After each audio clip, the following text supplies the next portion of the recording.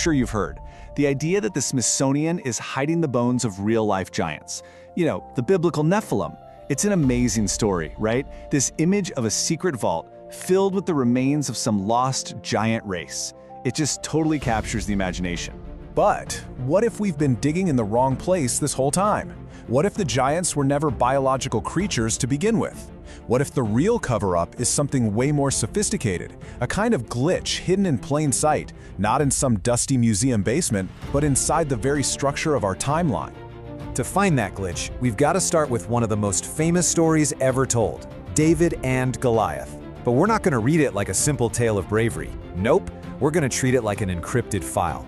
And our first step is to crack what we'll call the David code. The decryption key we're going to use is an ancient system called Gematria.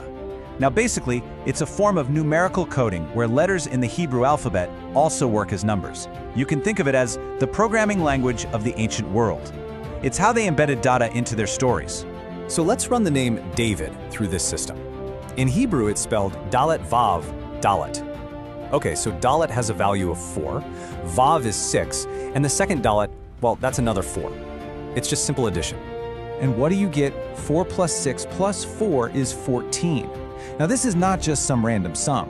In this coded system, 14 is the signature of the king. It represents divine order, the one true ruler. This is the David code. You got to remember this number, it is our primary key.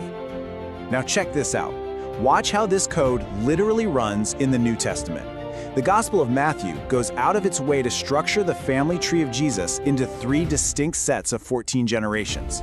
The author's practically holding up a giant sign flagging this number for us. 3 times 14 gives you 42. But here's the puzzle. Right here is the glitch in the matrix. If you actually sit down and count the names listed in that genealogy, from Abraham all the way down to Jesus, you don't get 42, you get 41. The text tells you the answer is 42, but the data itself shows 41. So what's going on? Is it just a typo? A mistake? Or is this discrepancy the entire point? And this is where David's old rival comes in. We're going to start thinking of Goliath not as a physical giant, but as the mathematical variable that actually solves our little glitch. He is the missing number in our equation. Let's just lay this out so it's crystal clear. On one side, we have David, the king, and his code is 14. On the other side, we have Goliath, the giant, and his code is, well, it's the missing piece of our puzzle, right? You can feel this symmetry here, a kind of balance that just has to be resolved. And here's the next part of the cipher. In this system of historical coding, opposing forces, the hero and the anti-hero, order and chaos, they're often represented by what we can call mirror numbers. They're basically numerical reflections of each other. So here's the kicker. What is the mirror number of 14? Well, you just flip the digits. It's 41, the exact number from the glitch in the genealogy. You see? Goliath's number isn't random at all, it's the mathematical reflection of David's. The system requires him. 14 is balanced by 41. The glitch isn't a glitch, it's a feature. Okay, so this is all really fascinating stuff, right? But you might be thinking, it's just playing with numbers in a book. The real question is, does this code actually run in the real-world operating system of recorded history? Well, let's look for the smoking gun by hacking into the Roman matrix.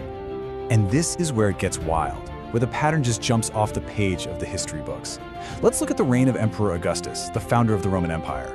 He ruled for exactly 41 years. And get this, when did he die? The year 14 AD. And right in the middle of it all, the life of Jesus, the new David, code number 14, falls entirely within that 41-year reign. Do you see the code running now? History itself seems to be executing the program. You have a 41-year reign, a Goliath period, which ends and gives way to the year 14, the David period. This isn't just a story anymore. This is an algorithm, and it's embedded directly into our chronology.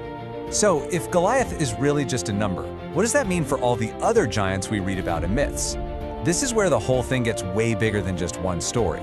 We're not just looking at a story anymore, we're looking at the entire structure of time. It seems the real giants, the Nephilim, they aren't skeletons in the ground. They're symbols for something else entirely, phantom time. The theory goes that when medieval historians were building our modern timeline, they had a lot of gaps. So what did they do? They stretched history, duplicating events and people to create a nice, seamless story. They didn't create physical giants, they created chronological giants. The bones people are looking for, they're actually phantom years, buried deep inside our calendar. So this is the ultimate takeaway. The Smithsonian isn't hiding bones. The real cover-up is so much deeper, so much more profound. It's about hiding the possibility that our accepted timeline, the very framework of our past, might be an artificial construct, a story encoded with specific numbers to serve a specific purpose. And that leaves us with this one final thought. Goliath wasn't a biological anomaly that science needs to explain away. No, he was a mathematical necessity, required by the algorithm to make the whole system work. And that just begs the question, if this one story is a code, what other programs are running totally undetected in the operating system of history?